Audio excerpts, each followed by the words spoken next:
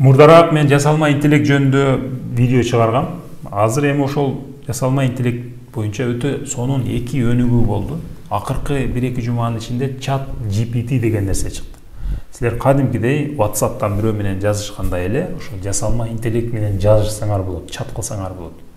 Ага ар түрдүү суроолорду бересиңер, ал ошо оюңарга келген суроо, ар түрдүү илимий суроолорду сурасаңар болот. Мисалы мен баланы кантип тарбиялаш керек деген суроону сурасам, мага сонун жооп берди. Мисалы бир акылдуу бир адамдан ошону сурасаңар, түшүнгөн адамдан сурасаңар, ошондой жооп берет да.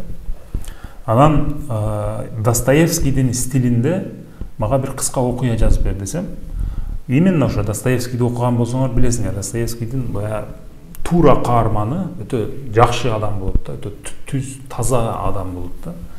Бул дагы ошого окшоштуруп Достоевскийди билет экен, Достоевскийдин китептерин, ошол каармандарын тааныйт экен. Ошого окшоштуруп Россиянын кичинекей бир шаарында жашаган Иван деген баланын окуясын айтып берди, кыска. Азыр видеодон кийин ушул текстти толугу менен чыгарам, өзүңөр окуп көргүлө. Же ылдыйдан описанияга жазып коеюн. Ошол жактан өзүңөр карап окуп көргүлө. Өтө таң калыштуу.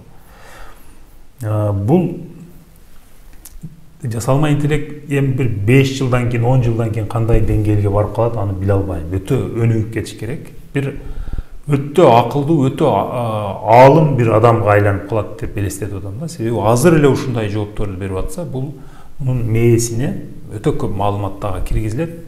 Анан бул ошол маалыматтардын негизинде өзү анализ кылып, өзү силерге ошол силердин суроолоруңарга жараша жоопторду берет. Ал жоопторду интернеттен издесеңер таппайсыңар. Бул ал бир жактардан жөн эле бир китептен бир цитаталарды алып силерге жооп бербейт. Ошолордун негизинде өзүнүн сөзү менен айтып берип атат. Силерге дагы азыр Америкага барып келдиңер. Америка кандай экен десем, силер өзүңөрдүн сөзүңөр менен айтып бересиңер. Туурабы? Башка бир адам өзүнүн сөзүн. Ошондой эле бул дагы өзүнүн сөзү менен айтып берип атат. Мен билген бир нерсе бар, бул жасалма интеллект адамга окшоп жай өнүкпөйт. Адам мисалы бөөк төрөлдү, ал басат, жөрмөлөйт, басат, анан сүйлөйт, анан мектепке барат. Ушинтип мындай болуп өнүгөт, өсөт. Бул антип андай жай кетпейт да. Бул барган сайын, үйрөнгөн сайын кадамдары чоңоюп баштайт. Ар бир кадамы мурдагы кадамга караганда 5-10 эсе катуураак болуп баштайт да. Ошондой деңгээлде өсөт. Ошон үчүн дагы бир 5-10 жылдан кийин бул кандай деңгээлге чейин жетип барышын айтыш өтө кыйын, бирок өтө катуу өнүгүп кетет деп ойлойм. Мурдараак эле ушул эле компания DALL-E деген бир сервис чыгарган, ал жерде ал сүрөт тартат. Ушул сүрөттөрдү дагы мен чыгарып коем. Бул сүрөттөрдү Photoshop'ту өтө жакшы билген, азыр компьютерди өтө жакшы билген сүрөтчүлөр тарталат да. Ошондой деңгээлде алардан дагы жакшыраак десек дагы болот. Ушундай сүрөттөрдү тартатат. Болгону бул силер ошол суроону бересиңер, бир гана сүйлөм жазасыңар да.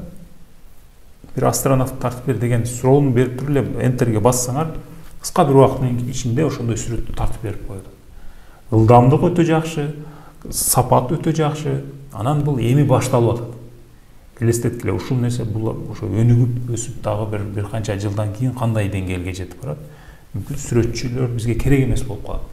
Мүмкүн жазуучулар дагы керек эмес болуп калат. Билбейм, аны мындай келечекти мындай эме кылуу өтө кыйын. Келечекте мындай болот деп айткан адамдар дайыма жаңылган да. Ошон үчүн азыр антип айта албайм, бирок болгон нерсе ушунчалык таң калыштуу. Өзүңөр дагы карап көргүлө. Мен азыр ссылкаларды ылдый жакка коюп коем.